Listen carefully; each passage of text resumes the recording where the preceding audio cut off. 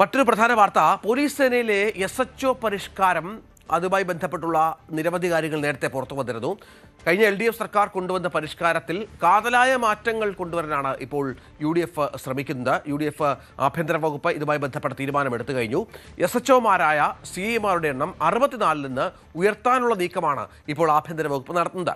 നഗര കേന്ദ്രീകൃതവും കുറ്റകൃത്യങ്ങൾ കൂടിയതുമായ 110 സ്റ്റേഷനുകളിൽ CIമാർ തന്നെ SHOമാരായി തുടർന്നേക്കും എന്നാണ് വിവരം. തിരുവനന്തപുരം വലിയ തുറയിൽ അടക്കം പ്രധാനപ്പെട്ട സ്റ്റേഷനുകളുടെ ചുമതല CIയിൽ നിന്ന് SIയിലേക്ക് മാറുന്നതുമായി ബന്ധപ്പെട്ട ന്യൂസ് 18 വാർത്തയ്ക്ക് പിന്നാലെയാണ് ആഭ്യന്തര വകുപ്പിന്റെ ഈ ഇടപെടൽ.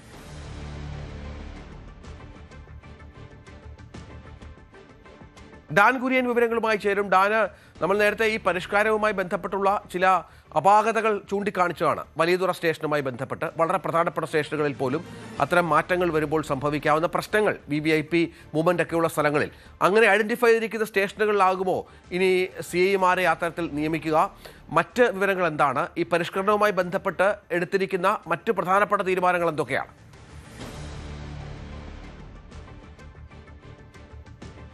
സംസ്ഥാനത്ത് ആകെയുള്ള 474 പോലീസ് സ്റ്റേഷനുകളിൽ 64 സ്റ്റേഷനുകളിൽ സ്റ്റേഷൻ പരിഷ്കാരത്തിൻ്റെ ഭാഗമായി CIമാർ തന്നെ SHOമാരായി തുടരുകയും മറ്റുള്ള എല്ലാ സ്റ്റേഷനുകളിലും SIമാർക്ക് സ്റ്റേഷൻ ഹൗസ് ഓഫീസറുടെ ചുമതല കൈമാറാനുമുള്ളൊരു തീരുമാനത്തിലേക്കായിരുന്നു ആഭ്യന്തര വകുപ്പ് നേരത്തെ എത്തിയത്. അതുമായി ബന്ധപ്പെട്ട ഉത്തരവൊക്കെ പുറത്തിറങ്ങിയതാണ്.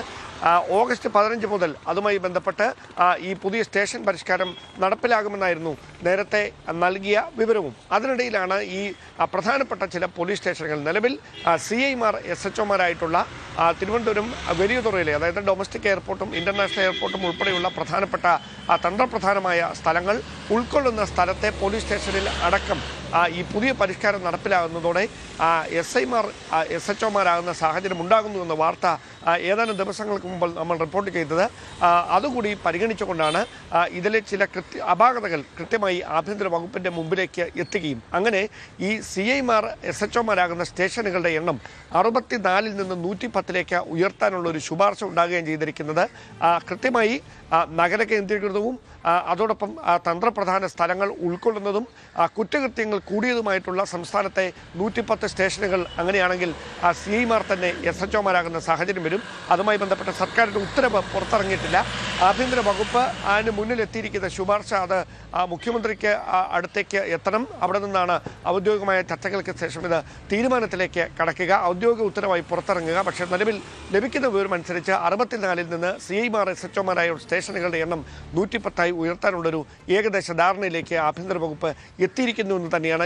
ഈ പരിഷ്കാരം നടപ്പിലാക്കുന്നതുമായി ബന്ധപ്പെട്ട മറ്റ് ചില അപാകതകൾ കൂടി പോലീസ് അസോസിയേഷൻ നേതാക്കളൊക്കെ ചൂണ്ടിക്കാണിച്ചിട്ടുണ്ട്.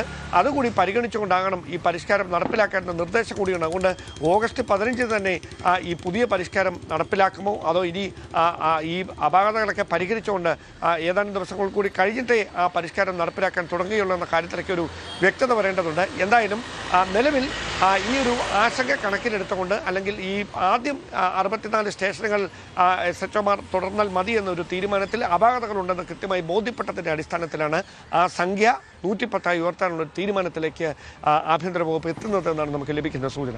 നമുക്കറിയാം ഡാന്, ഈ ആഭ്യന്തര വകുപ്പിന്റെ ഭാഗമായി രമേശ് ചെന്നിത്തല മന്ത്രിയായതിനു ശേഷം സമഗ്രമായ പല വിധത്തിലുള്ള പരിഷ്കാരങ്ങൾ, നടപടികളൊക്കെ സംഭവിക്കുന്നുണ്ട്. അതിൽ പ്രധാനമാണ് ഈ പറഞ്ഞ SHOമാരുടെ വിഷയം. മറ്റൊന്നാണ് ഇന്നലെ അസോസിയേഷനുകളുമായി ബന്ധപ്പെട്ടെടുത്ത തീരുമാനം. ഇതൊക്കെ കഴിഞ്ഞ LDF സർക്കാരിന്റെ കാലത്ത് കൊണ്ടുവന്ന പരിഷ്കാരങ്ങളും മാറ്റങ്ങളും ഒക്കെയാണ്.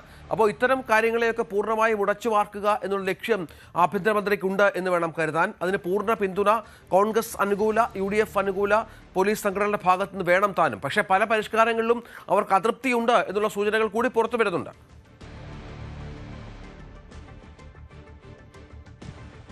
സ്വാഭാവികമായി ഇത്രയും നാൾ പ്രവർത്തിച്ചുകൊണ്ടിരുന്ന ഒരു സംഘടനയാണ് പോലീസ് ഓഫീസേഴ്സ് അസോസിയേഷൻ. ആ അസോസിയേഷൻ പൂർണ്ണമായി ഇല്ലാതാകുകയും സീനിയർ ഓഫീസേഴ്സ് അസോസിയേഷൻ എന്ന പേരിൽ SIമാർ മുതൽ നോൺ IPS SP-മാർ വരെയുള്ളവർ ഉൾപ്പെടുന്ന പുതിയൊരു സംഘടനയ്ക്ക് രൂപം നൽകുകയുമാണ് ചെയ്തിരിക്കുന്നത്. അതായത് ഇനി 2 സംഘടനകൾ മാത്രമായിരിക്കും പോലീസിലുണ്ടാകുക. ഇങ്ങനെയൊരു സമഗ്രമായ പരിഷ്കാരമൊക്കെ നടക്കുന്നതിലൂടെ സേനയിൽ കൃത്യമായൊരു ഒരു കുറച്ചുകൂടി ആക്യുറേറ്റ് ആയിട്ടുള്ള ഓർഗനൈസ്ഡ് ആയിട്ടുള്ള ഒരു സ്വഭാവം കൈവരും. അതിനെ സേനയെ രാഷ്ട്രീയവൽക്കരിക്കാനുള്ള നീക്കങ്ങളിൽ നിന്ന് ഒരു തടയിടാൻ ഇപ്പോഴുണ്ടായിരിക്കുന്ന ഈ തീരുമാനത്തിലൂടെ കഴിയുമെന്നൊക്കെയാണ് പ്രതീക്ഷ. പക്ഷേ അത് എത്ര കണ്ട് പ്രായോഗികമായി നടപ്പിലാക്കാൻ കഴിയും? ഏറ്റവും പ്രധാനപ്പെട്ട കാര്യം ഈ മാറി മാറി വരുന്ന സർക്കാരുകളാണ് നമ്മളുടേത്. കഴിഞ്ഞ സർക്കാരിൻ്റെ തീരുമാനമായിരുന്നു CIമാർ SHOമാർ ആകട്ടെ എന്നത്.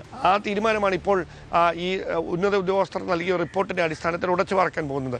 സമാനമായ തരത്തിൽ ഈ സർക്കാരുകൾ മാറി മാറി വരുമ്പോൾ സേനയിലെ പരിഷ്കാരങ്ങളും അത് പൊളിച്ചെഴുത്തുകളുമൊക്കെ വീണ്ടും പഴയപടിയാവുകയും പിന്നെ അത് മാറ്റുകയൊക്കെ ചെയ്യുന്നത് ഇപ്പോൾ ഒരു സാധാരണ കാഴ്ചയെ മാറിക്കൊണ്ടിരിക്കുകയാണ്. പക്ഷേ ഇപ്പോൾ എടുത്തിരിക്കുന്ന ഈ തീരുമാനം അത് സേനയെ സംബന്ധിച്ച് ചരിത്രപരമായ തീരുമാനമാണ്. അത് ഏത് തരത്തിൽ അവിടെ പ്രതിഫലിക്കുമെന്നാണ് അറിയേണ്ടത്. കാരണം സെപ്റ്റംബർ 15 മുമ്പ് തെരഞ്ഞെടുപ്പ് നടപടികളൊക്കെ പൂർത്തിയാക്കേണ്ടതുണ്ട്. ഈ പോലീസിൻ്റെ ഓഫീസർ അസോസിയേഷനുമായി ബന്ധപ്പെട്ടും അതോടൊപ്പം പോലീസ് അസോസിയേഷനിലൊക്കെ തെരഞ്ഞെടുപ്പ് നടക്കേണ്ടതുണ്ട്. അപ്പോൾ അങ്ങനെയാണെങ്കിൽ ഈ പുതിയ പരിഷ്കാരത്തിൻ്റെ പ്രതിഫലനം എന്താകും, അത് രാഷ്ട്രീയമായി എന്ത് പ്രതിഫലനമാകും ഉണ്ടാക്കുക എന്നതൊക്കെ ഈ തെരഞ്ഞെടുപ്പ് കഴിയുന്നതോടെ വ്യക്തമായി മനസ്സിലാക്കാൻ കഴിയുമെന്നതാണ് നിലവിലെ സാഹചര്യം.